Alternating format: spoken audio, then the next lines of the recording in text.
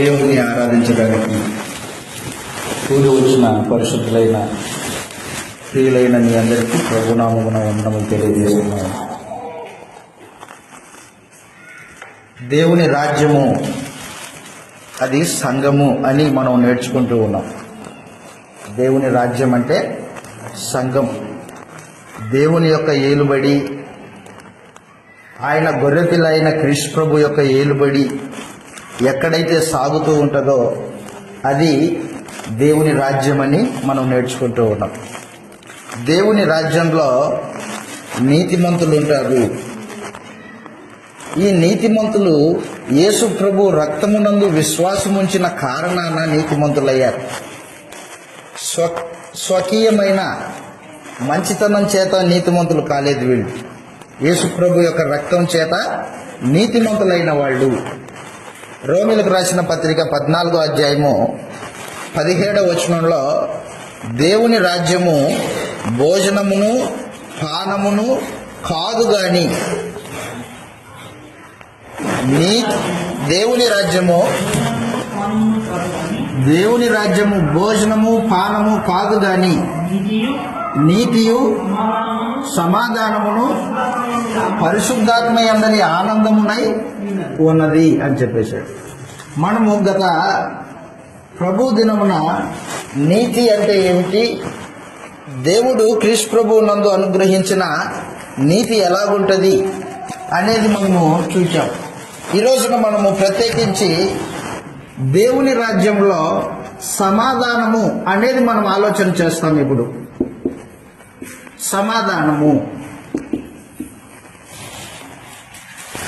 సమాధానం అంటే దాని అర్థము ఏమిటి? సమాధానం అంటే ఇద్దరి మధ్యలో సఖ్యత అన్నమాట. మనస్సు ఏ విరోధ భావం లేకుండా కలిసి ఉండడం సమాధానం అన్నమాట. ఆమోసు గ్రంథము 3వ అధ్యాయము 5వ వచనంలో ఇద్దరు కూడి నడవాలంటే వారి మధ్యలో ఏముండాలా? సమాధానం ఉండాలా. సమాధానం లేకోకుండా ఇద్దరు కూడి నడుస్తారా? నడవలేరు అని చెప్పాడు. ఆమోసు గ్రంథము 3వ అధ్యాయము 3వ వచనం చదువుతాం. ఆమోసు గ్రంథము 3వ అధ్యాయము 3వ వచనంలో సమ్మతింపకుండా ఇద్దరు కూడి నడుతురా అని ప్రశ్నించాడు. ఇశ్రాయేలు గురించి మాట్లాడుతూ, ఇశ్రాయేలీలు నాతో సమాధానం లేకోకుండా నా మీద తిరుగుబాటు చేశారు, వాళ్ళతో నేను ఎలా పోయేది అని దేవుడు వారి విషయమై ఆమోసు ప్రవక్త ద్వారా తెలియజేశాడు అన్నమాట. కాబట్టి సమాధానం లేకోకుండా ఇద్దరు మనుషులు కూడి నడవలేరు.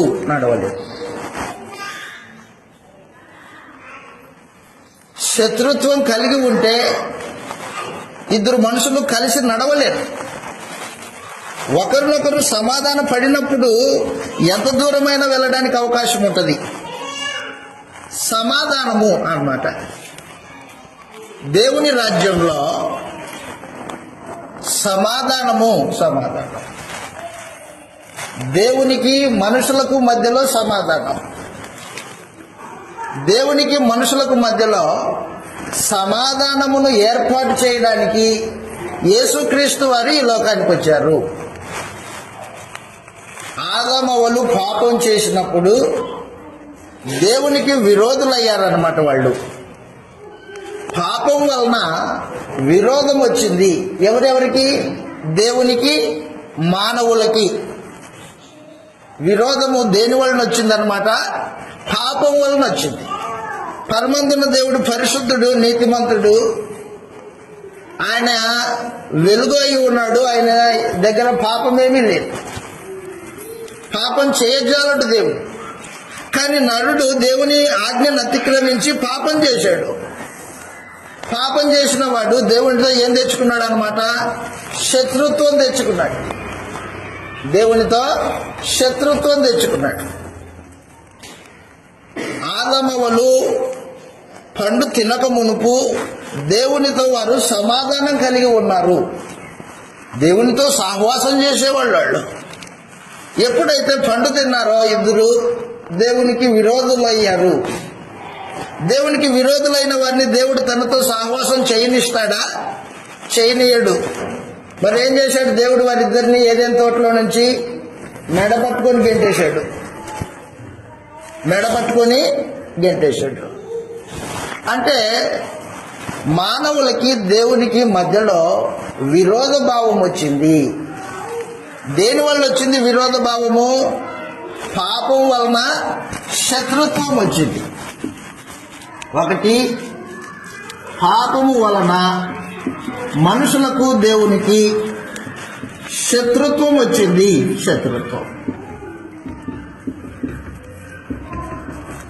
శత్రుత్వం వచ్చింది.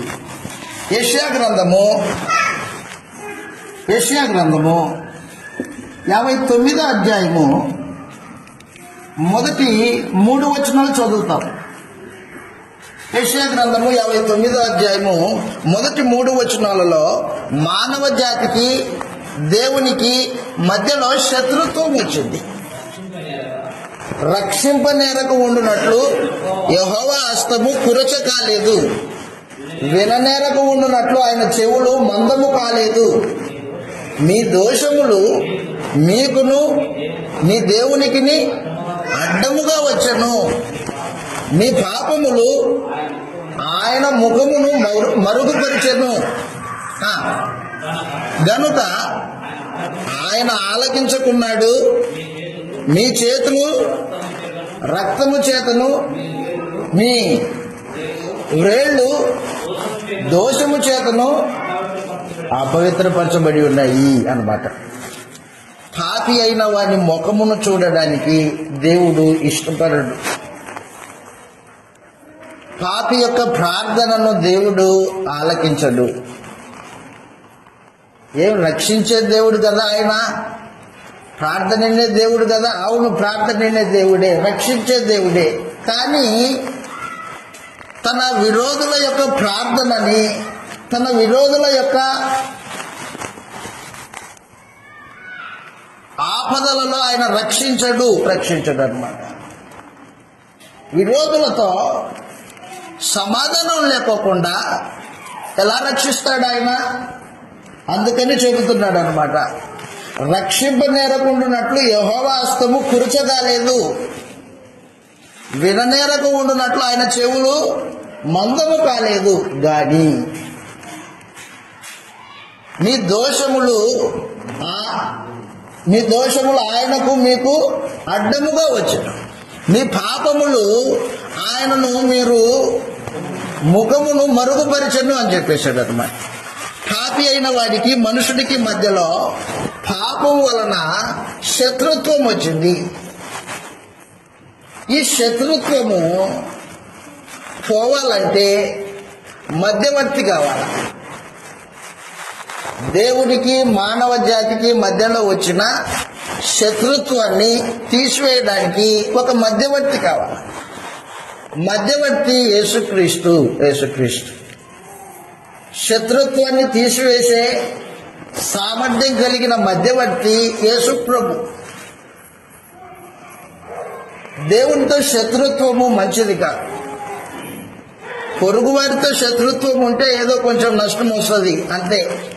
కానీ దేవునితో శత్రుత్వం కలిగి ఉంటే నీ ఆత్మ నిత్యత్వములో నిత్యాగ్ని దండానికి వెళ్ళిపోతుంది. కాబట్టి మానవుడు ఏం చేయాలంటే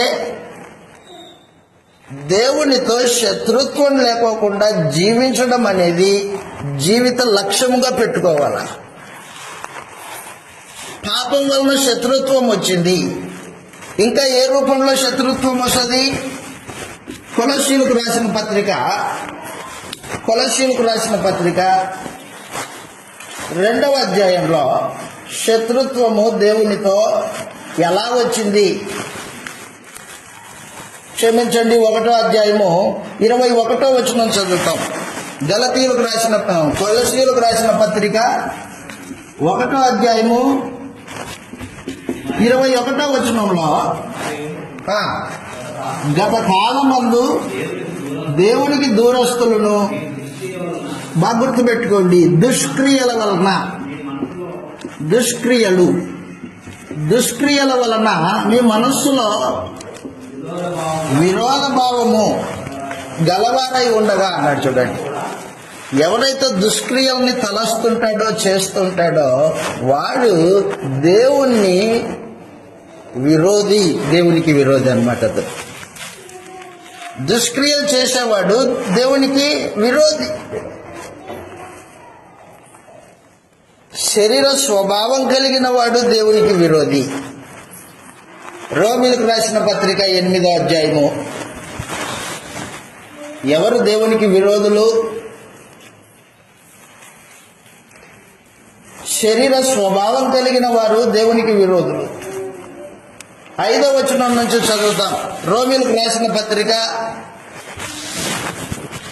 8వ అధ్యాయము 5వ వచనంలో శరీరానుసారులు శరీర విషయముల మీద మనస్సుంతురు, ఆత్మానుసారులు ఆత్మ విషయముల మీద మనస్సుంతురు. బాగా గుర్తుపెట్టుకోండి, శరీరానుసారమైన మనస్సు మరణము, ఆత్మానుసారమైన మనస్సు జీవమును సమాధానమునై ఉన్నది. ఏలయనగా బాగా గుర్తుపెట్టుకోండి, శరీరానుసారమైన మనస్సు కలిగి ఉన్న వాళ్ళు దేవునికి విరోధులు. ఎవరు దేవునికి విరోధులు? పాపం వల్ల శత్రుత్వం తెచ్చుకున్నవాడు దేవునికి విరోధి. 2, దుష్క్రియలు చేసేవాడు దేవునికి విరోధి. 3, శరీర సంబంధమైన వాటి మీద మనసు పెట్టుకొని బ్రతికేవాడు దేవునికి విరోధి. 4, లోకాన్ని ప్రేమించేవాడు దేవునికి విరోధి. లోక స్నేహం చేసే ప్రతివాడు దేవునికి శత్రువు. యాకోబు గారు రాసిన పత్రిక 4వ అధ్యాయము 4వ వచనం చదువుతాం. లోక స్నేహం చేసేవాడు దేవునికి శత్రువు.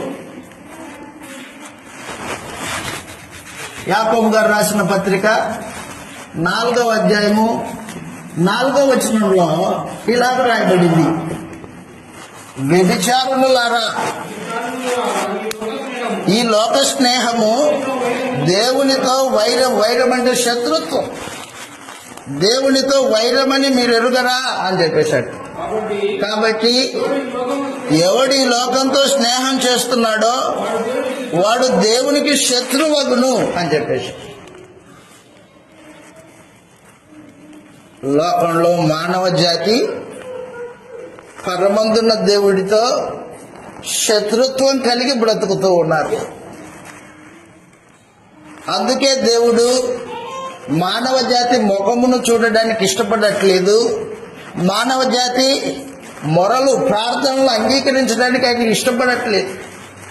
రక్షింపనేరకుండానట్లు ఆయన చేతులు కురచగాలేదు. రక్షించే దేవుడే, కానీ పాపం వలన శత్రుత్వం తెచ్చుకున్నాడు మనిషి. ఏదైనా తోటలో ఆదాము వాళ్ళు దేవునితో సహవాసం కలిగిన వాళ్ళు, సమాధానం కలిగిన వాళ్ళు. ప్రతి చల్లపూట దేవుడు వారి మధ్యలోకి వచ్చి మాట్లాడేవాడు. ఆదికాండం 3వ అధ్యాయము 8వ వచనంలో ఇలా రాయబడింది. ఆదికాండం 3వ అధ్యాయము 8వ వచనంలో ప్రతి చల్లపూట యెహోవా ఏదేను తోటలో సంచరించుచున్న ఆదాము దగ్గరికి వచ్చాడు అని చెప్పాడు. అక్కడ చల్లపూటను ఆదామును అతని భార్య అవ్వ తోటలో సంచరించుచూ ఉండగా దేవుడైన యెహోవా ఆదాముని పిలిచాడు అన్నమాట. అంటే చల్లపూట దేవుడు వారితో మాట్లాడడానికి వచ్చేవాడు. ఎప్పుడైతే ఆదాము వాళ్ళు దేవునికి వ్యతిరేకంగా తినొద్దన్న పండు తిన్నారో అప్పుడు వారి మధ్యలో, దేవునికి ఆదాముకి మధ్యలో శత్రుత్వం వచ్చింది. నా తోటలో నుంచి బయటకు వెళ్ళిపో అని చెప్పేశాడు దేవుడు. తోటలోనికి మరి రాకోకుండా ఉండడానికి కఠినంగా కేరుబుల్ని, అగ్నిజ్వాలల్ని కాపలా పెట్టాడు. ఏదే తోటకి కాపలా పెట్టాడు. ఏమయ్యా అంత శత్రుత్వం మానవుని మీద నీకు? నాకు కాదు, వాడంతకు వాడే నా మీద శత్రుత్వం ప్రకటించాడు. పాపం చేసి నాకు శత్రువు అయ్యాడు, దుష్క్రియ జరిగించాడు, దుర్నీతి కార్యక్రమం జరిగించి నాకు శత్రువు అయ్యాడు. అతను శరీర సంబంధమైన స్వభావము కలిగి శత్రువు అయ్యాడు. అతడు లోకాన్ని స్నేహించాడు. శరీరాశ, నేత్రాశ, జీవపు డంబం కలిగి తినొద్దన్న పండు తిన్నాడు. దానివల్ల శత్రుత్వం వచ్చింది. దైవ మానవుల మధ్య సమాధానం ఉండేది ఒకప్పుడు. కానీ అపవాది ఎప్పుడైతే మనుషుల్ని పాపానికి ప్రేరేపించి శోధించి వారి చేత పాపం చేయించిందో అప్పటి నుండి మానవ జాతి అందరూ దేవునికి శత్రువులయ్యారు. శత్రుత్వం వచ్చింది. పాపం చేసిన ప్రతివాడు దేవునికి శత్రువు అన్నమాట. యేసు ప్రభు పరలోకం నుండి భూమి మీదకి వచ్చాడు. ఆయన వచ్చింది దేనికోసం అంటే దేవుణ్ణి శత్రువులుగా బ్రతుకుతున్న మానవుల్ని సమాధానపరచడానికి వచ్చాడు అన్నమాట.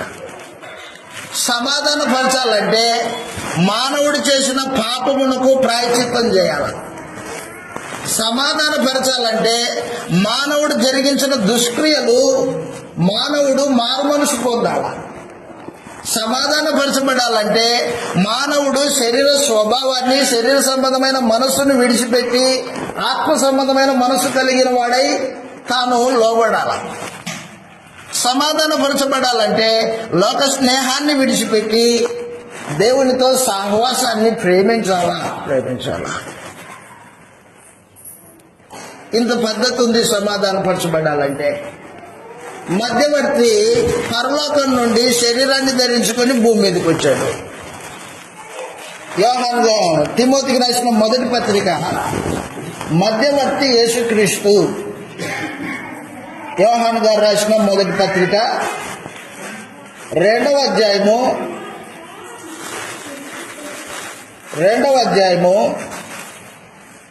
5వ వచనం చదువుతాం. శత్రుత్వాన్ని తీసివేసే మధ్యవర్తి వచ్చాడు. ఇప్పుడు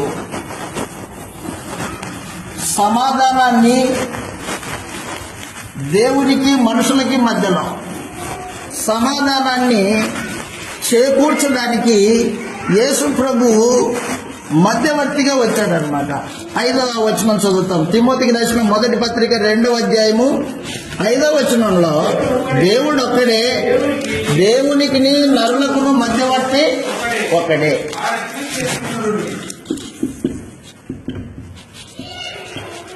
దేవునికి మనుషులకును మధ్యవర్తి ఒకటే. ఆయన ఎవరు? క్రీస్తు యేసు. క్రీస్తు యేసు అను నరుడు అని చెప్పేశాడు. యేసుక్రీస్తు శరీరాన్ని ధరించుకున్నవాడై నరుడయ్యాడు. అంతకుముందు యేసు ప్రభు దేవుని యొద్ద దేవునిగా ఉన్నవాడు. ఆయన దైవత్వం కలిగిన వాడు. మధ్యవర్తిగా వచ్చాడు. మానవుడు దేవుడు. మధ్యలో శత్రుత్వం ఉంది. అడ్డుగోడ ఉంది. ఈ అడ్డుగోడను తీసేయాలంటే యేసుక్రీస్తు మధ్యవర్తిగా భూమి మీదకి వచ్చాడు. ఈ మధ్యవర్తి వీళ్ళిద్దరికి సర్ది చెబుతూ ఉంటాడు అనమాట. సర్ది చెప్పడం అంటే ఒక సర్దుబాటు ఏదోలయా కొంచెం ఓడ్చుకో అని దేవుడికి చెప్పడు. మానవునికి సర్ది పెట్టుకొని సర్ది చెప్పి 2 మాటలు చెప్పడు. ఇద్దరు రాజీ పడండి అని చెప్పడు. వీళ్ళిద్దరూ రాజీ పడాలంటే, శత్రుత్వం పోవాలంటే ఇదిగో ఈ మధ్య గోడ పడగొట్టబడాలా. ఈ మధ్య గోడ పడగొట్టబడాలంటే మానవుని చేసిన పాపమునకు ప్రాయశ్చిత్తం జరగాల.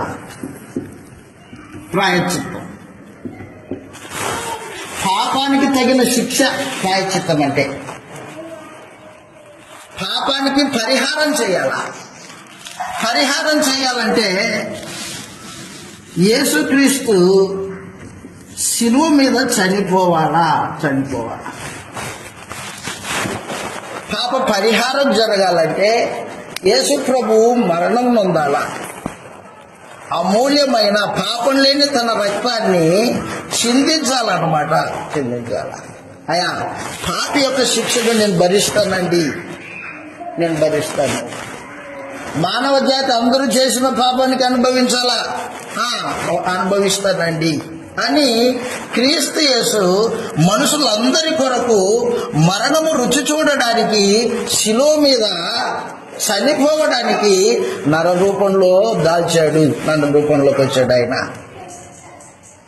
కాబట్టి శత్రుత్వం కలిగిన మానవుణ్ణి దేవునితో సమాధానపరచాలంటే క్రీస్తు యేసు శిలువ మీద తన రక్తం చేత ప్రాయశ్చిత్తం చేయాలి. పాపానికి ప్రాయశ్చిత్తం జరగపోకుండా దేవుడు మనుషుడితో సమాధాన పడకపోతే మనుషుడు పాపిగానే నిలిచుంటాడు. పాపిగా మనిషి చచ్చిపోయాడు అనుకో, నిత్యత్వము నరకంలో అనుభవిస్తాడు. దేవుడు ఉగ్రత అనుభవిస్తాడు.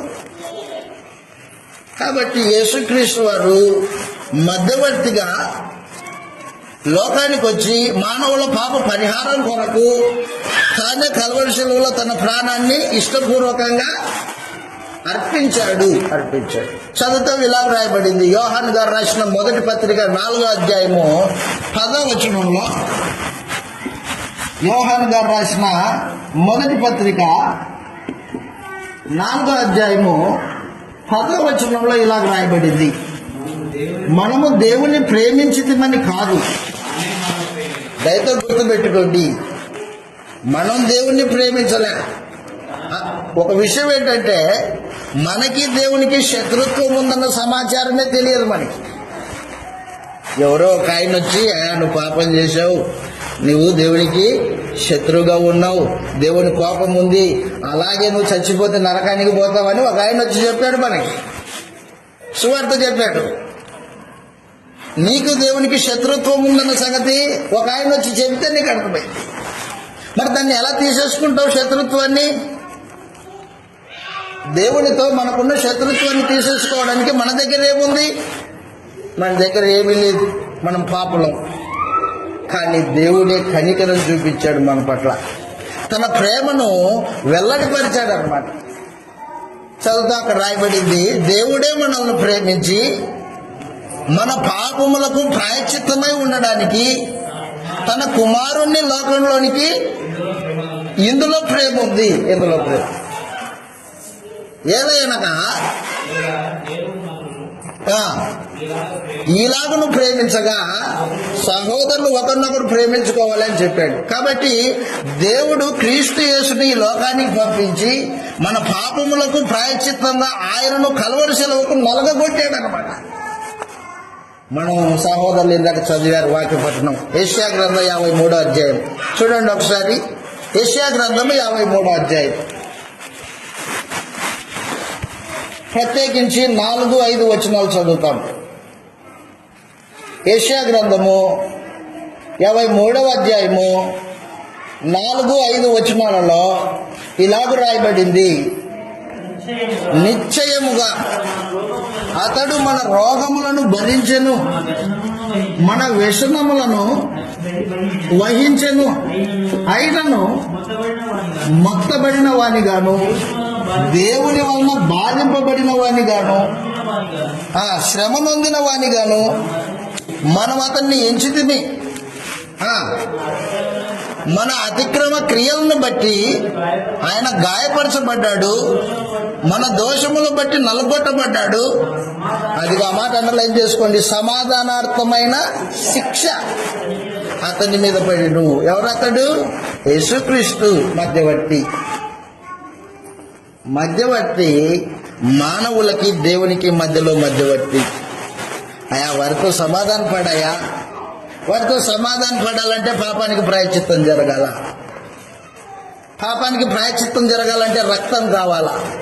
అది పాపం లేని రక్తం కావాలా. మానవుల్లో ఎవరికైనా పాపం లేని రక్తం ఉందా? మానవుల్లో ప్రతివాడు పాపం చేసిన వాడే. మరి మానవునికి విమోచన ఎట్లా? మరి ఇప్పుడు మధ్యవర్తి ఏం చేశాడంటే, తండ్రి నేను మానవుల కొరకు శిలువను అనుభవిస్తాను, పాపం లేని నా రక్తాన్ని వారి కొరకు ధారపోస్తాను, అయితే ఓకే అన్నాడు దేవుడు. అయితే ఓకే. సమాధానార్థమైన శిక్ష ఆయన మీద మోపెను అన్నమాట. యేసు ప్రభు మన కొరకు శిలువ మీద చనిపోయాడు. మన కోసం అంటే దేనికోసం? ప్రత్యేకంగా దేవునికి మనకి మధ్యలో ఉన్న శత్రుత్వాన్ని తీసివేయటం కోసం. రోమీయులకు రాసిన పత్రిక 5వ అధ్యాయం. రోమీయులకు రాసిన పత్రిక 5వ అధ్యాయము 9-10 వచనాల్లో ఇలాగ రాయబడింది. రోమీయులకు రాసిన పత్రిక 5వ అధ్యాయము 9-10 వచనాలలో ఇలాగ రాయబడింది.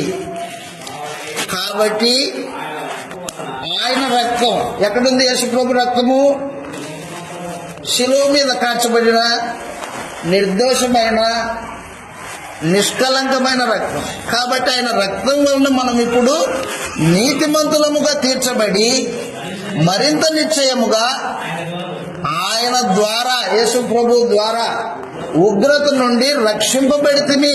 రక్షణ వచ్చిందనమాట. ఏలయనగా శత్రువులమై ఉండగా ఆయన కుమారుని యొక్క మరణము ద్వారా మనము దేవునితో సమాధానపరచబడిన వారమై, సమాధానపరచబడిన వారి అయి ఉన్న ఎడల సమాధాన స్థితిలో మనము నిలిచి ఉన్నాము అని చెప్పేశాడు అనమాట. శత్రువుల మధ్యలో సమాధానం తీసుకురావడానికి క్రీస్తు యేసు మధ్యవర్తిగా ఈ లోకానికి వచ్చాడు. యేసు ప్రభు 33.5 సంవత్సరాలు బతికాడు భూమి మీద, మనందరికీ తెలుసు. ఆయన ఏమైనా సంపాదించాడా? ఇళ్ళు వాకిలి వాటిని, భౌతికమైన పొలాలు, వెండి బంగారాలు సంపాదించిన. ఆయన సంపాదించిన సంపాదన ఏదైనా ఉంది అంటే పాపం లేని నిర్దోషమైన రక్తాన్ని సంపాదించాడు. ఏం చేసుకుంటావయ్యా రక్తము? మానవ జాతిని దేవునితో కలిగి ఉన్న శత్రుత్వాన్ని నా రక్తం ద్వారా సమాధానపరుస్తాను నేను అదనమాట. క్రీస్తు యేసు రక్తము ద్వారా మానవ జాతికి దేవునికి మధ్యలో ఉన్న వైరాన్ని, శత్రుత్వాన్ని సమాధానపరిచిన సమాధానానికి కర్త క్రీస్తు యేసు. దేవుని రాజ్యంలో యేసు ప్రభు రక్తం చేత దేవునితో శత్రుత్వాన్ని పోగొట్టుకొని సమాధాన పడిన జనులు ఉంటారు దేవుని రాజ్యంలో. సంఘంలో ఎవరుంటారు? క్రీస్తు యేసు రక్తం వలన ఆయన సమాధానము పొందిన ప్రజలు ఉంటారు సంఘంలో. దేవునికి శత్రువులు సంఘంలో ఉండరు. శత్రువులు ఉండే స్థలం కాదు సంఘం అంటే. దేవుని రాజ్యంలో శత్రుత్వం ఉండదు. ఎవరితో శత్రుత్వము? దేవునితో శత్రుత్వం ఉండదు. ఎందుకు? యేసుప్రభు తన రక్తం చేత శత్రుత్వాన్ని సమాధానపరిచాడు అనమాట. సమాధానపరిచాడు, తన రక్తం చేత సమాధానపరిచాడు, ప్రాణం పెట్టాడు అనమాట. కాబట్టి దేవుని రాజ్యంలో ప్రజలు సమాధానం కలిగి ఉంటారు. ఎవరితో సమాధానం? మొట్టమొదటిగా దేవునితో సమాధానము. దేవునితో సమాధానము అంతరంగంలో నెమ్మది. అన్నమాట. యేసు ప్రభు భూమి మీదకి వచ్చిన ప్రధానమైన కారణం మానవ జాతికి దేవునికి మధ్యలో శత్రుత్వం తీసివేసి సమాధానపరచడం అనేది ఒక ప్రధానమైన ఘట్టం. తాను శిలువ మానుకు ఎక్కక మునుపు తన శిష్యులతో మాట్లాడుతున్నాడు, ఇలాగంటున్నాడు. యోహాను సువార్త 17వ అధ్యాయంలో 14వ అధ్యాయం, క్షమించండి నన్ను, యోహాను సువార్త 14వ అధ్యాయంలో తన శిష్యులతో యేసుప్రభు అంటున్నాడు, సమాధానము యేసుప్రభు ఇచ్చేది ఆయన రాజ్యంలో చేరిన ప్రజలకి. ఎవరైతే తన శిలువ రక్తాన్ని ఆశ్రయిస్తారో వారికి సమాధానం ఇస్తాడు యేసు ప్రభు. 14వ అధ్యాయము, యోహాను సువార్త 14వ అధ్యాయంలో ప్రత్యేకించి 27వ వచనం చదువుతాం. యోహాను సువార్త 14వ అధ్యాయము 27వ వచనంలో, శాంతిని మీకు అనుగ్రహించు వెళ్ళుచున్నాను, నా శాంతినే మీకు అనుగ్రహించుచున్నాను, లోకమిచ్చినట్టుగా నేను మీకు అనుగ్రహించుకోలేదు, మీ హృదయమును కలవరపడనీకుడి అన్నాడు. యోహాను సువార్త 14వ అధ్యాయము 27వ వచనంలో యేసు ప్రభు తన శిష్యులతో చెప్తున్నాడు, శాంతిని మీకు అనుగ్రహించి వెళ్తున్నాను. శాంతి ఈజ్ ఈక్వల్ టు సమాధానం. సమాధానం నేనిచ్చే శాంతి లోకమిచ్చే శాంతితో సంబంధం లేదు. మనుషులు లోకంలో శాంతి కలిగి ఉండాలని ప్రతి మనిషి కోరుకుంటాడు. లోకంలో శాంతి మనుషులకు ఎలా వస్తుందని ఆలోచన చేస్తారు. వాళ్ళు డబ్బు ఉంటే శాంతి అంటాడు, ఉద్యోగం ఉంటే శాంతి అంటాడు, ఆరోగ్యం ఉంటే శాంతి అంటాడు. మంచిదే. లోక సంబంధమైన శాంతిని యేసు ప్రభు ఇవ్వడానికి ఈ లోకానికి ఆయన రాలేదు. అందుకే అంటున్నాడు, శాంతిని అనుగ్రహించి నేను వెళుతున్నాను. చదువుదాం మరొకసారి ఆ మాట 27వ వచనంలో, శాంతి నీకు అనుగ్రహించ వెళుతున్నాను, నా శాంతి వేరు, లోక శాంతి వేరు. శాంతి అంటే సమాధానం. నేనిచ్చే సమాధానం వేరు, లోకమిచ్చే సమాధానము వేరు. లోకంలో సమాధానం కోరుకునేవాడు డబ్బు కోసం పాకులాడతాడు, ఆస్తి కోసం పాకులాడతాడు, ఆరోగ్య సంబంధమైన సూత్రాలు దండికి పాటిస్తాడు. ఏమయ్యా ఏ పరిస్థితి అంటే, ఎన్నున్నా ఆరోగ్యం ఉండాలి కదండి, ఆరోగ్యం మహాభాగ్యం అంటాడు. లోకంలో శాంతి సంబంధమైన పరిస్థితులను ఏర్పాటు చేసుకుంటుంటాడు మనిషి. కానీ యేసు ప్రభు అనుగ్రహించే శాంతి లోక శాంతికి వ్యతిరేకమైంది, భిన్నమైంది. ఒకవేళ నువ్వు యేసు ప్రభు దగ్గరికి వచ్చేటప్పుడు లోక సంబంధమైన వాటి కోసమే, దాంట్లో తొలతూగడం కోసం వస్తే ఆయన దగ్గర అది లేదు. ఆయన ఇవ్వడు. దేవుని రాజ్యంలో ప్రవేశించిన వాళ్ళు యేసు ప్రభు అనుగ్రహించే సమాధానం కొరకు ఆయన దగ్గరికి వస్తారనమాట. యేసు ప్రభు అనుగ్రహించే సమాధానం ఏమది? ఇలాగ రాయబడింది. ఆయన అనుగ్రహించే సమాధానం ఏంటంటే, దేవునికి నీకు మధ్యలో సమాధానము, పాపం వలన వచ్చిన వైర్యమును తీసేసాడు ఆయన. అప్పుడు దేవుడు నీకు దేవుడు అవుతాడు. అప్పుడు దేవుడికి నీవు కుమారుడివి, కుమార్తె అవుతావు. దేవుడే నీతో సంబంధ బాంధవ్యాలు కలిగి ఉంటాడు అన్నమాట. విచిత్రం ఏంటి చెప్పనా? పాపం చేసింది ఎవరు? మనము. విరోధులమైంది ఎవరు? స్వయంకృత అపరాధం వలన విరోధత్వం తెచ్చుకున్నది ఎవరు? మనము. ఎవరితో? దేవునితో శత్రుత్వం తెచ్చుకుంది మనం. ఇప్పుడు బతిమలాడాల్సింది ఎవరిని? దేవుని బతిమలాడు. దేవా నీతో సమాధానమే తండ్రి అని బతిమలాడాలి. కానీ మనం ఆయన్ని సమాధానం అడగట్లేదు. కానీ ఆయనే మనల్ని ప్రేమించి మన పాపముల కొరకు యేసు ప్రభువును పంపించి ఆయన నిర్దోషమైన రక్తం చేత మనతో సమాధాన పడాలని సువార్తను పంపించాడు. సువార్త, సమాధాన సంబంధమైన సువార్త. చదువుతాం. ఇలా రాయబడింది రోమపత్రిక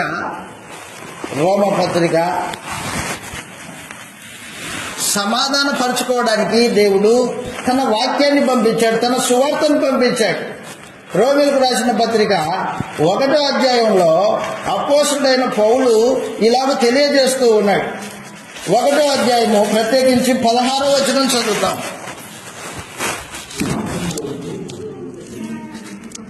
సువార్తను గూర్చి నేను సిగ్గుపడువాడను కాను, ఏలయనగా నమ్ము ప్రతివానికి. దేన్ని నమ్మేవాడికి? సువార్త నమ్మేవాడికి. నమ్ము ప్రతివానికి, మొదట యూదునికి గ్రీసు దేశస్థుడికి కూడా రక్షణ కలుగు చేయుటకు అది దేవుని శక్తి అయి ఉన్నది. అదనమాట సువార్త మీ దగ్గరికి వచ్చిందంటే దేవుని శక్తి మీ దగ్గరికి వచ్చింది. నిన్ను రక్షించడానికి వచ్చింది. నీతో తనతో ఉన్న వైర్యాన్ని తీసేసుకోవడానికి, నిన్ను తనతో సమాధానపరచుకోవడానికి వచ్చింది. కానీ ఈ రోజున మనుషులు దేవుని సువార్తని ఎదిగి కూడా మారు మనసు పొందడానికి వెనకడుగు వేస్తున్నారంటే దాని అర్థం ఏంటి? దేవుని శక్తిని గ్రహించని వాళ్ళై ఉన్నారు అన్నమాట. కాబట్టి సువార్త దేవుని శక్తి. దాని దగ్గరికి వచ్చిన వాళ్ళు, దాన్ని అంగీకరించిన ప్రతివాడు దేవునితో సమాధానపరచబడతాడు. దేవుడే మనుషులని తనతో సమాధాన పడడానికి మధ్యలో రాయబారులను పంపించాడు అనమాట.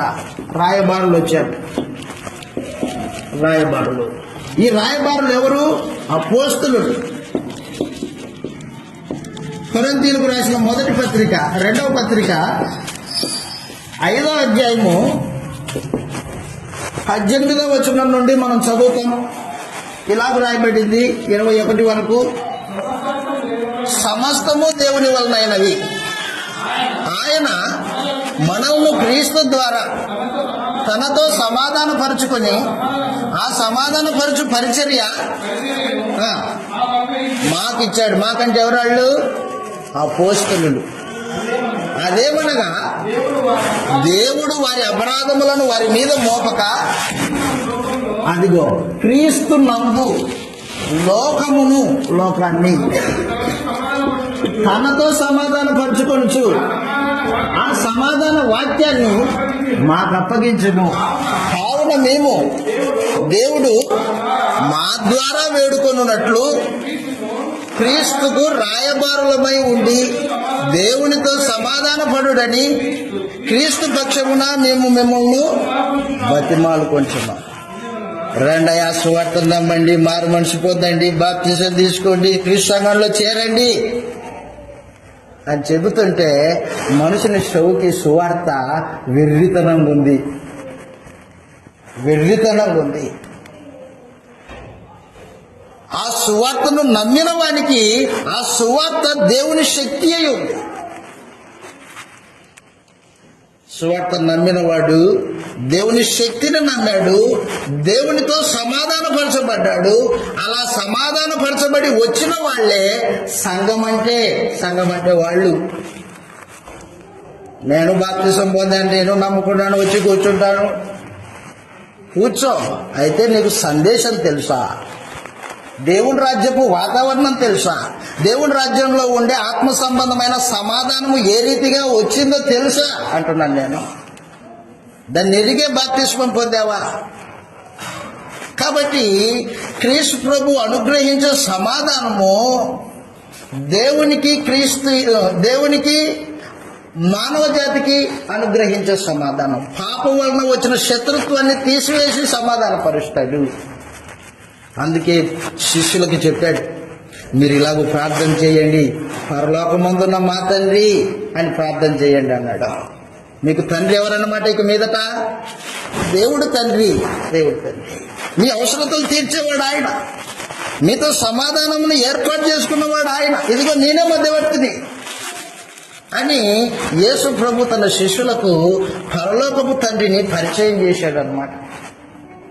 కాబట్టి సమాధానము, యేసు ప్రభువు అనుగ్రహించే సమాధానము నీకు దేవునికి మధ్యలో సమాధానం. అది ఆత్మ సంబంధమైన సమాధానం, అది లోక సంబంధమైనది కాదు. లోకం ఇచ్చినట్టు అనుగ్రహించే సమాధానం యేసు ప్రభు ఇవ్వడు. ఆయన వచ్చింది దేనికోసం అంటే తన శాంతిని ఇవ్వడానికి వచ్చాడు, తన సమాధానాన్ని ఇవ్వడానికి వచ్చాడు. కాబట్టి దేవుని రాజ్యంలో భోజనము పానము కాదు, దాంట్లో ఏముంటది? సమాధానం ఉంటుంది. సమాధానపరచబడిన జనులు ఉంటారు. ఎవరితో సమాధానం? అది దేవునితో సమాధానం. నేను ముందుకెళ్తున్నా. క్రీస్తు ప్రభు తన రాజ్యంలో అనుగ్రహించే సమాధానం ఒకటి, దేవునితో సమాధానం. 2 మానవ జాతుల మధ్యలో సమాధానం. మానవ జాతుల మధ్యలో యేసు ప్రభు భూమి మీదకి రాకమునుపు లోకములో ఉన్న మనుషులందరూ 2 గ్రూపులు అయిపోయాయి. లోకంలో ఉన్న మనుషులందరూ 2 గ్రూపులు అయ్యారు. ఒకటి దేవుణ్ణి ఎరిగిన ఇశ్రాయేలీలు, దేవుణ్ణి ఎరుగని అన్యజనులు. దేవుని ఎరిగిన ఇశ్రాయేలీలు, దేవుని ఎరుగని అన్యజనులు 2 గ్రూపులు ఉన్నాయి. కొట్టుకు చేస్తున్నారు. ఒక గ్రూపు ఇశ్రాయేలీలు, మరో గ్రూపు అన్యులు. ఇశ్రాయేలీలకు దేవుడు యెహోవా దేవుడు తండ్రి. ధర్మశాస్త్రం కూడా వీళ్ళకి ఇచ్చాడు దేవుడు. ధర్మశాస్త్రం కూడా వీళ్ళదే. వీళ్ళ మధ్యలోనే ప్రవక్తలు పుట్టారు. వీరి మధ్యలోనే యేసుప్రభు పుట్టాడు. యేసుక్రీస్తు పుట్టింది కూడా వీళ్ళ మధ్యలోనే. అన్ని జనులకు ఏమీ లేదు. ఏమీ లేదంటే ఏం లేదు. దేవుడు లేడు, ధర్మశాస్త్రం లేదు, ప్రవక్తలు లేరు, యేసు లేడు. మానవ జాతి 2 చీలికలుగా ఉందన్నమాట. విగ్రహాన్ని పూజించే వాళ్ళు కొంతమంది అన్యజనులు, దేవునిగా కలిగిన వాళ్ళు కొంతమంది. అయితే యేసుక్రీస్తు వారు భూమి మీదకి వచ్చింది ఇదిగో ఈ ఇశ్రాయేలీయుల్ని, ఈ అన్యుల్ని తన శిలువ మరణం ద్వారా వారి మధ్యలో ఉన్న జాతి భేదాన్ని తీసివేసి సమాధానపరచడానికి వచ్చాడు అనమాట. ఏ కులమైనా, ఏ మతమైనా, ఏ ప్రాంతానికి చెందిన వాడైనా యేసు ప్రభు రక్తంలో మునిగి పాపాలు కడిగేసుకుంటే అతడు క్రైస్తవుడవుతాడు.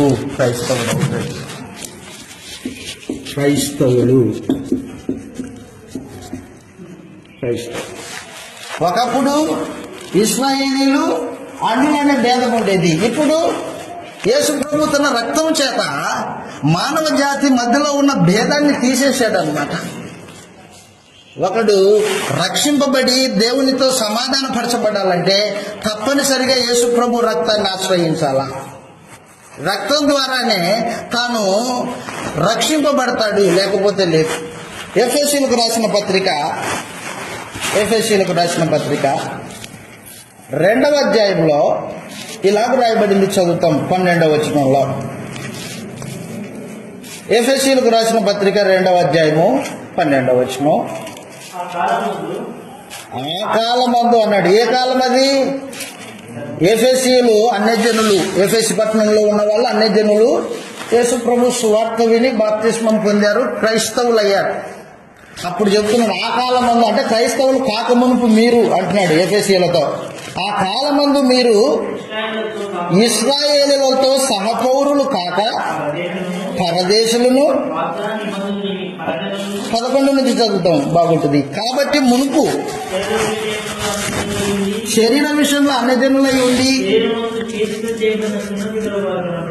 శరీరమందు చేతితో చేయబడిన సున్నతి గలవారు అనబడిన ఇశ్రాయేలీయులు, వాళ్ళు సున్నతి ఉంది వాళ్ళకి, వారి చేత సున్నతి లేనివారు అనబడిన మీరు ఆ కాలమందు ఇశ్రాయేలుతో సహపౌరులు గాక పరదేశులను, వాగ్దాన నిబంధనలు లేని పరజనులను, నిరీక్షణ లేని వారునై ఉండి, లోకమందు దేవుడే లేని వారునై ఉండి క్రీస్తుకు దూరస్తులై ఉంటిరి. మీకు జ్ఞాపకం ఉన్నది కదా అంటున్నాడు అనమాట. క్రీస్తుకు దూరస్తులై ఉంటిరి. ఇప్పటికి యెరూషలేములో ఉన్న మందిరంలోనికి ఒక అన్యజనుడు ప్రవేశించడానికి అవకాశం లేదు. ఇప్పటికీ ఇశ్రాయేలీయులు ప్రత్యేకమైన జనాంగం. అన్యునితో సహవాసం చేయరు, అన్యునితో భోజనం చేయరు. పేతురు కొర్నేలి ఇంటికి భోజనానికి వచ్చాడు. కొర్నేలి ఇంట్లో సువార్త చెప్పడానికి వచ్చాడు. కొర్నేలి ఇంటికి పేతురు వచ్చాడు. వస్తే అనుమానంతో వచ్చాడు అనమాట. అన్యజనుల ఇంటికి ఇశ్రాయేలీయులు పోరు, వారితో సహవాసం చేయరు. మరి ఎలాగెళ్ళాడు? ఆత్మ పంపించింది. నువ్వు వెళ్ళాల్సిందే, నువ్వు వెళ్ళి అక్కడ వాక్యం చెప్పాల్సిందే. వారు మారు మనసు పొందుతారు, వారు మారు మనసు పొందితే వారికి బాప్తిస్మం ఇవ్వాల్సిందే అని పేతురుకి ప్రత్యేకంగా బోధించి ఒక దర్శనం ద్వారా తెలియజేసి పేతురుని సాగనంపాడు పరిశుద్ధాత్మ. 3వ అధ్యాయంలో, ఎఫెసీ పత్రిక 3వ అధ్యాయం ప్రత్యేకించి 3వ అధ్యాయం 1వ వచనం నుండి చదువుతాం. ఈ హేతువు చేత అన్యజనులైన మీ నిమిత్తము క్రీస్తు యేసు యొక్క ఖైదీ అయిన పౌలను నేను ప్రార్థించుచున్నాను. మీ కొరకు నాకు అనుగ్రహింపబడిన దేవుని కృప విషయమైన ఏర్పాటు గూర్చి మీరు విని ఉన్నారు. ఎట్లనగా క్రీస్తు మర్మము దేవదర్శనం వలన నాకు తెలియపరచబడినందున సంగతిని గూర్చి మునుపు సంక్షేమంగా మీకు రాసితిని. మీరు దాన్ని చదివిన ఎడల దానిని బట్టి ఆ క్రీస్తు మర్మమును గూర్చి నాకు కలిగిన జ్ఞానమును గ్రహించుకొనగలరు. ఈ మర్మం ఇప్పుడు ఆత్మ మూలముగా దేవుని పరిశుద్ధులకు అపోస్తులకును ప్రవక్తలకు బయలుపరచబడి ఉన్నట్టుగా పూర్వకాలమందు మనుషులకు తెలియపరచబడలేదు. ఈ మర్మం ఏదంటే అన్యజనులు సువార్త వలన క్రీస్తు యేసునందు యూదులతో పాటు సమాన వారసత్వం అన్నమాట. సమాన వారసత్వం. ఎవరికి వారసులు? ఇల్లు దేవునికి వారసులు. దేవునికి వారసులు. సమాన వారసత్వమును ఒక శరీరం అందలి సాటి అవయవాలను వాగ్దానంలో పాలివారునై ఉన్నారు అనున్నదియే అన్నాడు అన్నమాట. కాబట్టి క్రీస్తు ప్రభు రాజ్యంలో మొట్టమొదటిది మనుషులు దేవునితో సమాధానం కలిగి ఉంటారు. సమాధానము అంతరంగంలో ఉంటుంది. నాకు భౌతికమైన తండ్రి ఉన్నాడు అనుకో, ఆయన్ని నేను తండ్రి అని పిలిస్తే ఏమి నా కుమారుడా అని పిలుస్తాడు. సమాధానం ఉంటే అలాంటి పిలుపులు ఉంటాయి. సమాధానం లేకపోతే ముఖం వెనక్కి తిప్పుకొని వెళ్ళిపోతాడు, చెప్పిన మాట వినకపోతే తండ్రి. అలాగన పరమందు దేవుడు క్రీస్తు యేసునందు విశ్వాసం ఉంచిన వారికి దేవుడా అని పిలిస్తే ఏది నా కుమారుడా అని పలుకుతాడు ఆయన. అందుకే మనం చదివే యెషయా గ్రంథం 59:1 ఆయన రక్షించేవాడు. ఎవరిని? తన పిల్లల్ని. ఆయన ప్రార్థన వినేవాడు. ఎవరి ప్రార్థన? నీతిమంతుల ప్రార్థన. నీతిమంతుల యొక్క ప్రార్థన ఆయన ఆలకించేవాడు అయి ఉన్నాడు. మొట్టమొదటిది దేవుని రాజ్యంలో దేవునితో సమాధానం ఉంటుంది. మన మోకరిల్ని ప్రార్థన చేసినప్పుడు తండ్రి మనసులోకి వచ్చేస్తాడు. మన ప్రార్థన ఆలకిస్తాడు ఆయన. రాజకీయ నాయకులు మన ప్రార్థన ఆలకించకపోవచ్చు. ఆయన ఎక్కడో ఉంటాడు, సూటు బూట్ వేసుకుని కారులో తిరుగుతుంటాడు. మనమేమో ఓటేసాము, మనల్ని పట్టించుకో. కానీ దేవుడు మన సమీపంలోనే ఉన్నాడు అన్నమాట. మన పక్కనే ఉన్నాడు ఆయన. మనల్ని కాచి కాపాడే తండ్రి అన్నమాట ఆయన. కాబట్టి దేవుని రాజ్యంలో మనుషులు అనుభవించే ఆత్మ సంబంధమైన దీవెన ఏంటంటే దేవునితో సహవాసము. దేవునితో సహవాసం, దేవునితో సమాధానం.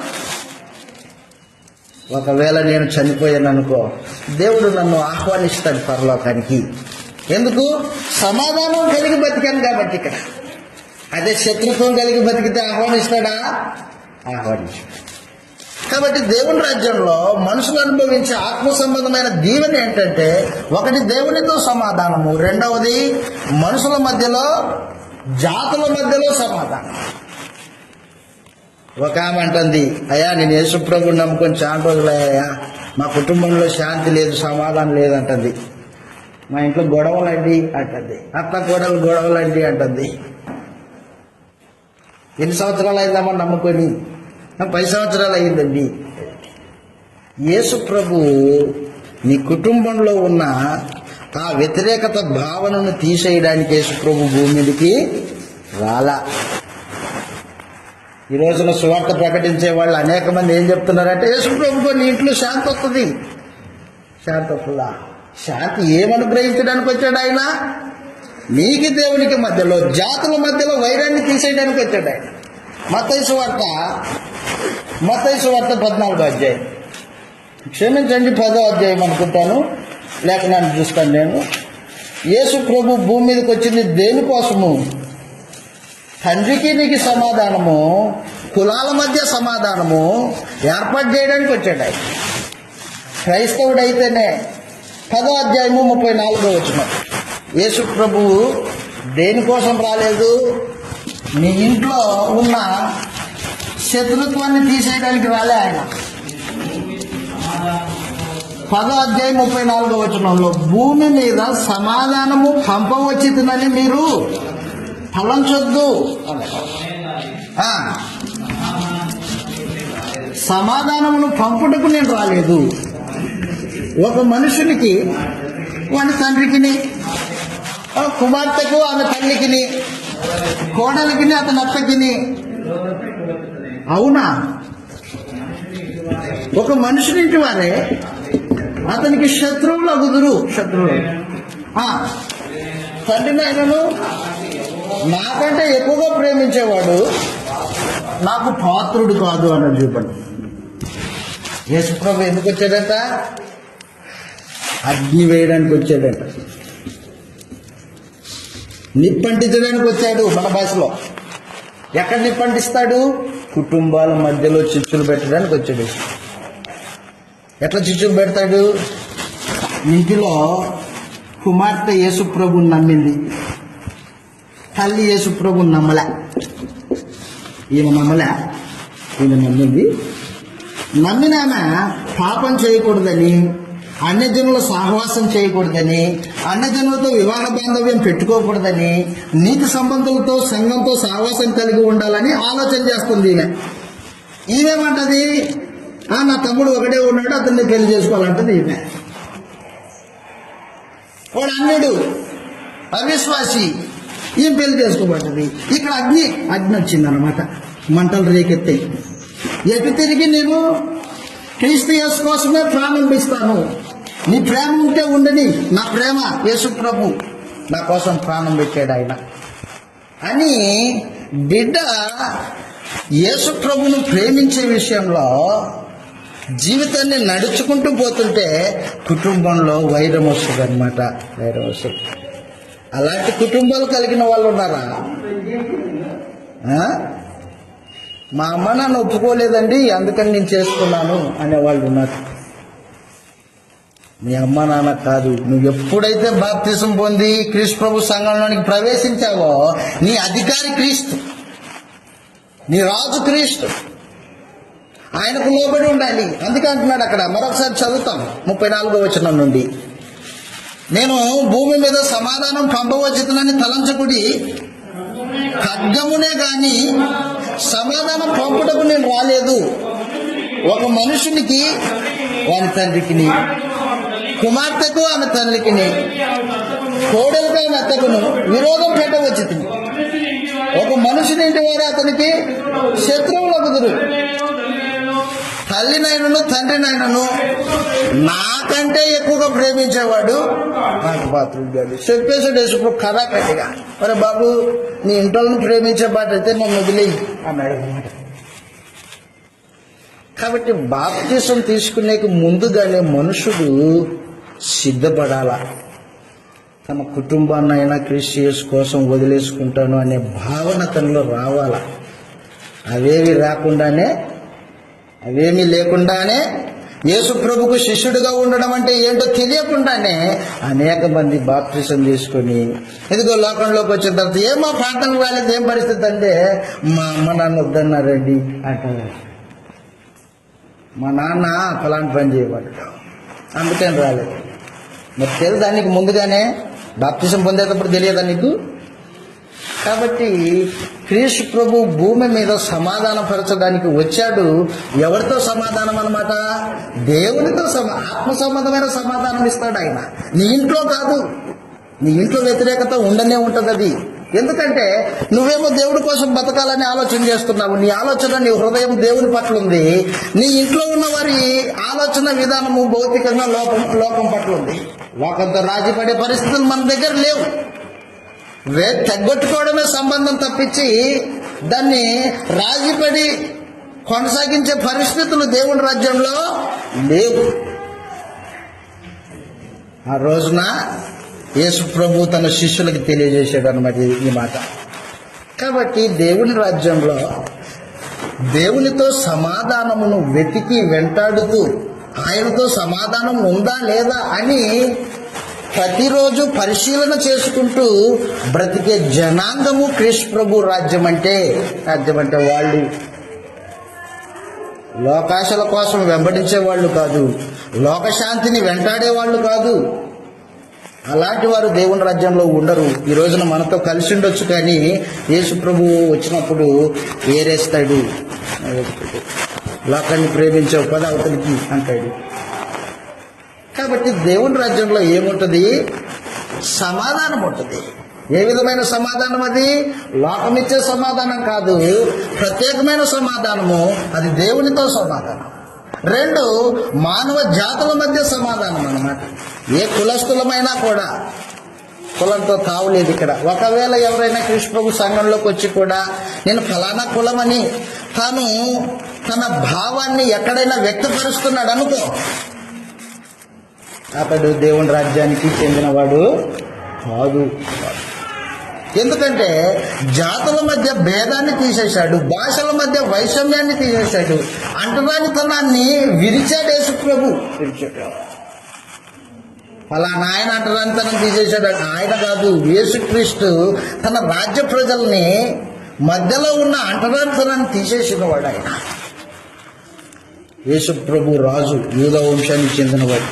చేపలు పట్టుకుంటున్న పేతురు, యోహాను, ఆంధ్రయ్య వాళ్ళ పాదాలు కడిగాడు యేసు ప్రభు. రాజు ఎక్కడ? రాజవంశం ఎక్కడ? చేపలు పట్టుకుంటున్న వారి జీవితాలు ఎక్కడ? యూదా వంశం, రాజవంశం యేసు ప్రభుది. కానీ తను ఏం చేశాడు? శిష్యుల యొక్క పాదాలు కడిగాడు, సవాల్తో తుడిచాడు. నీకు అర్థమైందా నేను చేసింది అన్నాడు. నా రాజ్యంలో ప్రతివాడు తను తాను తగ్గించుకొని బ్రతుకుతాడు, సమాధానాన్ని వెతికి వెంటాడతాడు. ముగించబోతాను నేను. మాట చూడండి, పేతురు గారు రాసిన మొదటి పత్రిక 3వ అధ్యాయము 12వ వచనంలో క్రీస్తు ప్రభు సంఘంలో ఉన్న సమాధానము మనుషులు ఏం చేస్తారంటే దాన్ని వెతికి వెంటాడుతారన్నమాట. వెంటాడడం అంటే జింక కనిపించింది పులికి, దాన్ని పట్టుకొని దాని రక్తం తాగేంత వరకు వెంటాడుతుంది. లేడిని దొరికినంత వరకు వెంటాడుతుంది. అలాగున్న మనుషులు క్రీస్తు ప్రభు రాజ్యంలో సమాధానము దేవునితో వెతికి వెంటాడాలన్నమాట. పేతురు గారు రాసిన మొదటి పత్రిక 3వ అధ్యాయము 12వ వచనంలో ప్రభు కన్నులు నీతిమంతుల మీదను ఆయన చెవులు వారి ప్రార్థన వైపును ఉన్నవి, గాని ప్రభు ముఖము కీడు చేయి వారికి విరోధముగా ఉన్నది. పై వచనం 11వ వచనంలో అతడి కీడు నుండి తొలగి మేలు చేయవలను, అది సమాధానమును వెతికి వెంటాడాలి. బాప్తిసం పొందిన తర్వాత నీకు దేవునికి మధ్యలో ఏమొచ్చిందమ్మా? సమాధానం వచ్చింది. ఆ సమాధానాన్ని అలాగే నిలుపుకోవాలన్నమాట. దాన్ని ఎంతవరకు? చనిపోయేంత వరకు. ఎవరితో సమాధానం? దేవునితో సమాధానం. దేవునితో సమాధానము కోల్పోయే పరిస్థితులు వస్తాయి. మీరు ఎప్పుడైనా ప్రార్థించినప్పుడు దేవుడు నాతో సమాధానంగా లేడు అనే భావన వచ్చిందా? లేదు, సమాధానంగా ఉన్నాడనే భావన వచ్చిందా? ఏమొచ్చింది అంటే ప్రార్థన చేసేటప్పుడు మనము సమాధానం కలిగి ఉన్నామా లేదా అనేది ప్రాముఖ్యమైన సమాచారం. దేవునితో సమాధానం లేదనుకోండి, నీ ప్రార్థన చెల్లదు, దేవునికి అంగీకారం అది కాదు. సమాధానం కలిగి ఆయనకు ప్రార్థన చేస్తే ఆయన అంగీకరిస్తాడు. అదే అంటున్నాడు 12వ వచనంలో, నీతిమంతుని ప్రార్థన వైపు దేవుని చెవి పెట్టి ఉంటాడు అనమాట. ఆయనకి ఇష్టం నీతిమంతుని ప్రార్థన. సమాధానం కలిగిన వాడు నీతిమంతుడు అనమాట. సమాధానం ఎప్పుడు పోతుందో తెలిసినా, నువ్వు ఎప్పుడైతే దేవునికి వ్యతిరేకంగా పాపం చేస్తావో అప్పుడు దేవునితో సమాధానం పోతుంది, మనస్సు కలప చెందుతుంది. అప్పుడే నీకు అర్థమవుతుంది లోపల ఉంచుకోలేదు పాపం అనేది. హృదయంలో పాపము ఉండలేదు, కన్నీళ్లు గార్పిస్తుంది. అయ్యా నీతో సమాధానం లేదు, నాకు సహాయం చెయ్యి, నా పాపము నాకు తెలుసున్నది, నాకు సహాయం చెయ్యి, నీతో సమాధానం అనుగ్రహించు, నా పాపాన్ని ఒప్పుకుంటున్నానయా అని ప్రతివాడు ప్రతిరోజు దేవునితో తమ హృదయాన్ని సమ్మతిపరుచుకోవాలన్నమాట. సమ్మతిపరుచుకోవాలి. హృదయ సమ్మతి లేకోకుండా ఇద్దరు కూడి నడుస్తారా? అదే చూపించింది మనం ఆమోస్ గ్రంథంలో. యోహాను గారు రాసిన మొదటి పత్రికలో ఈ విషయాన్ని తెలియజేశాడు దేవుడు. యోహాను గారు రాసిన మొదటి పత్రికలో హృదయంలో దోషారోపణ ఉంటే దేవుని సమాధానము నీ హృదయంలో ఉండదు. యోహాను గారు రాసిన మొదటి పత్రిక 3వ అధ్యాయము 19వ వచనం చదువుతాం. మనం సత్య సంబంధమని ఎరుగుదుము, దేవుడు మన హృదయం కంటే అధికుడై సమస్తమును ఎరిగి ఉన్నాడు కనుక మన హృదయము ఏ ఏ విషయాల్లో మన మీద దోషారోపణ చేయించు ఉన్నదో ఆయన ఎదుట, అదన్నమాట హృదయ సమ్మతి. భార్య భర్తల మధ్య గొడవ వచ్చింది. గొడవతో ఏం చెప్తుందామే? ఆయన తగ్గించుకోడు. మరి తగ్గించుకోవాల్సింది ఎవరు? ఇద్దరు తగ్గించుకోకపోతే వైరం అలాగే ఉంటుంది, శత్రుత్వం అలాగే ఉంటుంది. తగ్గించుకోవాలి ఒకరు. దేవుడు తగ్గించుకోడు, మనం తగ్గించుకోవాలి. ఆయన తగ్గించుకునే తన కుమారుని లోకంలోనికి పంపించి మన పాపముల కొరకు ఆయన్ను నలగగొట్టి సమాధానార్థమైన శిక్ష ఆయన మీద వేసి మనల్ని తనతో సమాధానం పరుచుకున్నాడు. ఇప్పుడు మరలా నువ్వు పాపం చేసి దేవునితో శత్రుత్వం తెచ్చుకుంటే నీవు హృదయంలో దోషారోపణ పెట్టుకొని ప్రార్థన చేస్తారా? అంగీకరిస్తాడా? అంగీకరించు. నువ్వు సమ్మతిపరచబడాలి. అయ్యా నా పాపం ఇది, నాకు అర్థమవుతుంది, నీ ఆజ్ఞకి వ్యతిరేకంగా నడుచుకున్నాను, నాకు సహాయం చేయి, నా పాపమును క్రీస్తు రక్తంలో కడిగేయి అని మనం దేవుడికి ప్రార్థన చేసినప్పుడు మన హృదయము సమ్మతి కలిగి అప్పుడు మనము దేవుడితో సమాధానాన్ని వెంటాడుతూ ఉన్నట్లు అన్నమాట, కొనసాగిస్తూ ఉన్నట్లు. కాబట్టి మనుషులు దేవునితో సమాధానం కలిగి దాన్ని వెంటాడే వాళ్ళు అదిగో క్రీస్తు ప్రభు రాజ్యంలో ఉంటారు. చివరి మాట ఏంటంటే, క్రీస్తు ప్రభు సంఘంలో ప్రవేశించిన ప్రతి సభ్యురాళ్ళు వీళ్ళ మధ్యలో సమాధానం ఉంటుంది అన్నమాట. వీళ్ళ మధ్యలో సమాధానం ఉంటుంది. ఈ సమాధానాన్ని కలిగించే వాళ్ళు ఎవరంటే పరిశుద్ధాత్మ.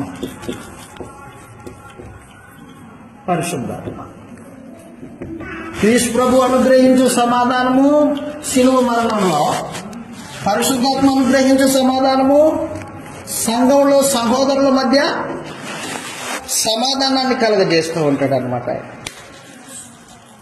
ఒక సహోదరుడి మీద నాకు విరోధ భావం వచ్చిందనుకో, ఏదో ఒకటి నచ్చలా, అప్పుడు నేనేం చేయాలన్నమాట? ఎడముఖం పెడముఖం పెట్టుకొని అలాగే రొట్టెలో ద్రాక్ష రసంలో చెయ్యకూడదు. అపరాధిని అవుతాను, పాపిని అవుతాను. నేనేం చేయాలంటే, సహోదరుడా నీ విషయం నాకు ఇదిగో ఈ అభ్యంతరం ఉంది, నువ్వు దాన్ని మార్చుకో.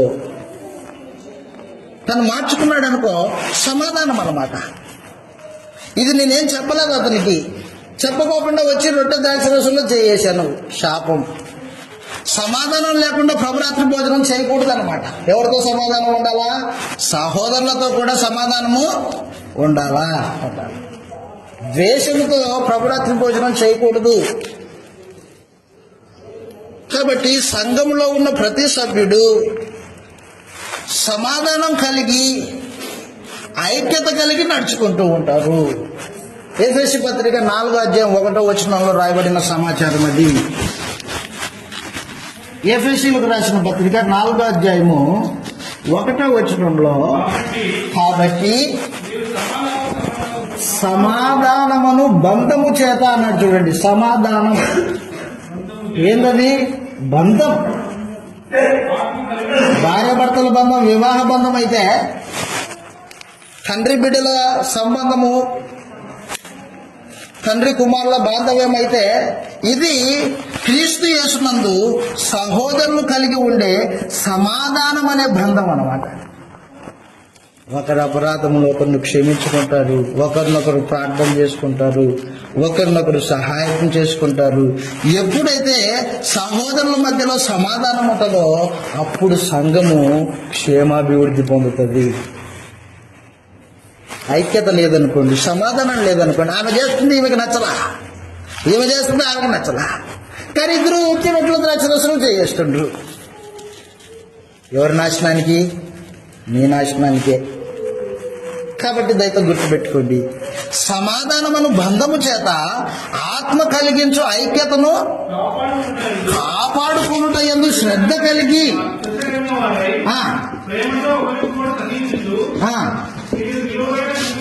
మీరు పిలువబడిన పిలుపునకు అదన్నమాట దీర్ఘశాంతముతో కూడిన సంపూర్ణ వినయముతోను సాత్వికంతోను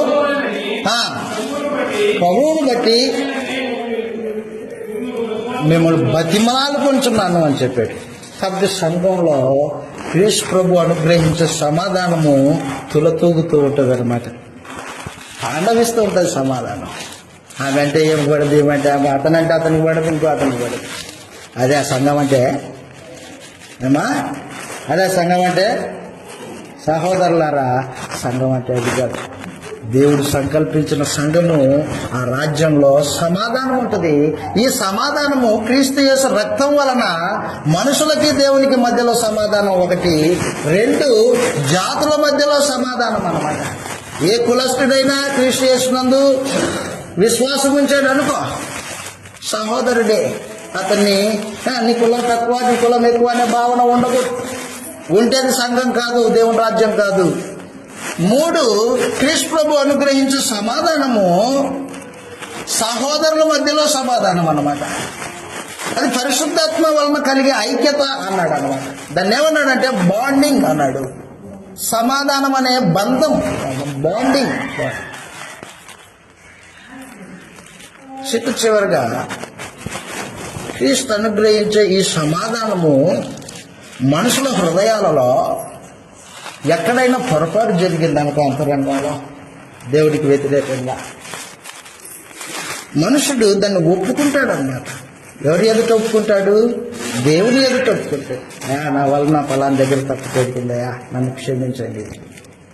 ఎందుకంటే దేవుని రాజ్యంలో క్రీస్తు యేసు రక్తం వలన సమాధానపరచబడిన మనుషుని యొక్క హృదయంలో పాపం అనేది ఇమర్చలేదన్నమాట. దాని లోపల ఉండలేదని. మీకు తెలిసిన సముద్రంలో మనుషులు వేసిన వ్యర్థాలన్నింటినీ సముద్రం లోపల ఉంచుకుంటుంది. అది ఏం చేస్తుంది? నురుగు వెళ్ళదొక్కుతుంది. ఆ నురుగులో వ్యర్థాలన్నీ బయటికి నెట్టేస్తుంటుంది. అలా రూపంలో ఇమిడ్చుకోలేదు, దానికి సంబంధించింది కాదు అది. అలాగ మనుషుడు క్రీస్తు యేసునందు విశ్వాసం ఉంచిన వాడు ఒకవేళ పొరపాటున కాలు జారితే ఆ కాలును తనేమో లోపల ఉంచుకోలేడు, ఆ పాపాన్ని లోపల ఉంచుకోలేడు. కంట్లో నలుసు పడితే ఎలాగైతే మనకి ఎప్పుడే అర్థమవుతుంటుందో, పాపం చేసిన వాడి హృదయంలో అప్పుడే అది అర్థమవుతుంటుంది. అయ్యో, నా సహోదరుని పట్ల నేను ఇలా మాట్లాడడం మంచిది కాదు, నేను ఈ పని చేయకపోయి ఉండింటే బాగుండేది. అప్పుడు అతను ఏం చేస్తాడంటే దేవుని ఎదుట ప్రార్థన చేయ, ఈ తప్పు జరిగింది నా వలన, నన్ను క్షమించండి. కాబట్టి హృదయ సమ్మతి దేవునితో కలిగి జీవితాన్ని కొనసాగించే ప్రజలు దేవుని రాజ్యంలో ఉంటారు. సంఘం అంటే అది. మనం అలాగున్నామా?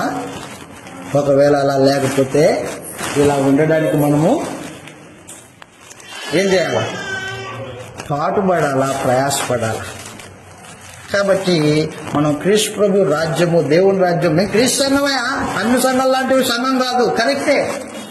అయితే క్రీస్తు సంఘం అయితే ఆయన రాజ్యము, ఆయన రాజ్యంలో ఇదిగో నీతి ఉంటుంది, ఇదిగో సమాధానం ఉంటుంది, పరిశుద్ధాత్మ యందలి ఆనందము ఉంటుంది. ఉందా? ఉంటేనే క్రీస్తు సంఘం మనం, లేకపోతే క్రీస్తు ప్రభు సంఘము కాలేం. మనం అనుకోవచ్చు, దేవుడు అనుకోవద్దు మనల్ని తన క్రీస్తు సంఘముగా. మనం ఆయన అనుకునేటట్టుగా మనము సమాధానం కలిగి బ్రతకాలా, దేవునితో సమాధానాన్ని వెతికి వెళ్ళాలి. మన మధ్యలో ఏ విధమైన భేదాలు ఉండకూడదు. అది ఏ విధమైన భేదమైనా ఉండకూడదు. దళిత, పేద, కుల, మత, ప్రాంతీయ ఏ భేదం ఉండకూడదు. మూడవది, సమాధానం అనే బంధము చేత మనము పరిశుద్ధాత్మ కలిగించు ఐక్యతను కాపాడుకుంటూ దాన్ని శ్రద్ధగా అవలంబించవలసిన వారమై ఉన్నాము అన్నమాట. నేను ఇంతటితో ఈ సందేశాన్ని ముగించేస్తూ ఉన్నాను. ఓపికగా విన్న మీ అందరికీ ప్రభువు నామమున వందనములు.